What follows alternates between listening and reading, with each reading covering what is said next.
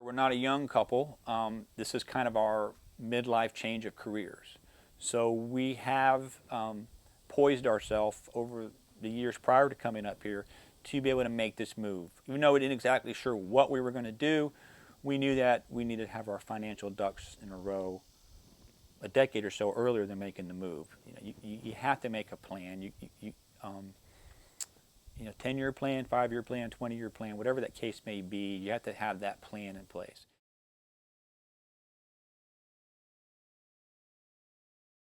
Finances are probably your biggest hurdle. Those are go and no go things that allow you to do the things you want to do. And so for us, we had businesses in other areas, so we had experience in business, we had experience in construction, and so those experiences were good foundations for us to start farming. We weren't afraid to work, we weren't afraid of the heat, we understood the heat in Florida and how it can take its toll on you, and it's something that we knew and we expected and we figured into the equation. So working hard, that wasn't a problem for us. And then we did set ourselves up financially to be able to make this move and make a second career. We didn't have to borrow money, but we did shift investments that we had in other areas to invest it into the farm, and not just to create a lifestyle, but to expect that those investments be paid back with what we've got going on the farm. When we left St. Pete in 2005, we spent the next 4 years building our home. So we had a lot of time to think and plan of what we wanted to do, how we were going to do it, where we were going to place things. When we first rolled up on this place, like I said, we saw the potential for it. We could see that it was dry. We could see that the soil was decent soil. It wasn't a sandhill environment. And we could see that the work that needed to be done was, although extensive because it hadn't been farmed in years, was absolutely doable for an economical price. We really didn't know exactly what we wanted to do. But we did keep in mind that the house placement was important, but also it needed to be flexible to the point that we can use the land around it and not make it just an oversized estate that wasn't going to be productive. But once we moved here and got the land, we decided that we needed to look into other options before we just went straight with blueberries. And we took about a year or so to do that, to look at what some of the options were, but we always came back to blueberries. The very first contact was with an extension agent, and that pretty much opened the door to where we are today. And through the IFAS education, through the small farms academies, through the local agents, through the regional directors, got the information to allow us to make more informed decisions. Simultaneously, we were talking to different farmers, some large farmers, some small farmers, and what operations they had. One main one was I was able to spend an afternoon with Alto Strawn, who is one of the leading blueberry growers in Florida. He spent an afternoon with me talking about blueberries, and that was in the stage where we hadn't really decided which way we would go.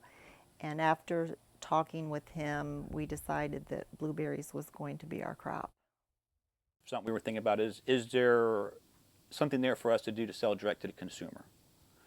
So after research and talking, like I said, to the IFAS individuals, we kind of zeroed it down. It's like, I think we can make something work when we're first selling direct to the consumer.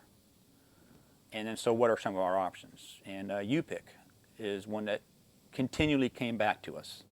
There are quite a few blueberry U-Picks in the area, so we had to differentiate ourselves. Why should somebody come to our farm instead of the ones that were already here? And so we added blackberries to our mix to be more attractive to the pickers.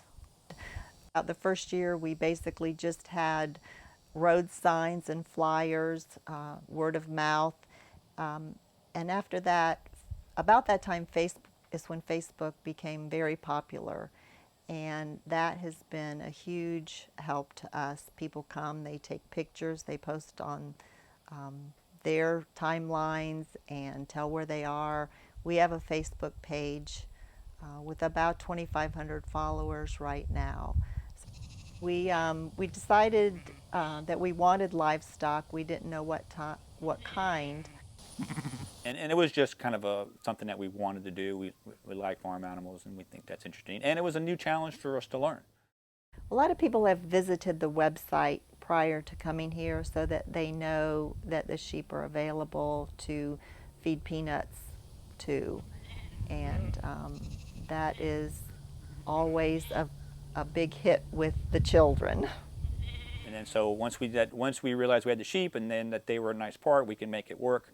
Then we expanded. We expanded with a particular breed called a Katahdin. That's just a hair sheep. It's strictly a meat production sheep. One of the things that has surprised me the most about the U-Pick operation is the people's response to us in thanking us for being here and providing this experience for them. One of the key phrases that we hear the most is how peaceful it is. People have said they never thought that picking blueberries could be fun, and it is. And just the family experience, that's what we try to provide to each and every one, is a good experience. It's not just the berries. The blueberries and blackberries and the sheep are allowing us to be able to keep the entire farm. And it does allow us to enjoy it. We don't have every corner of the farm into production, and we're thankful we don't have that. We're blessed that we don't have to do that. But a lot of that was the groundwork that we set up actually about 13 years prior to making the move to be able to enjoy the second half of our lives into a career that we wanted to be in, and that we could not put our assets at risk.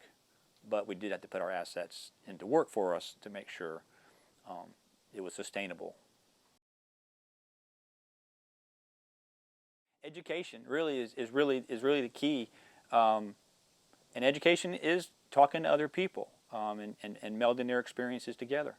But I think education, and it doesn't have to be formal education. You don't have to spend 4 years at a university. There's a lot of wealth of experience out there that you can tap into.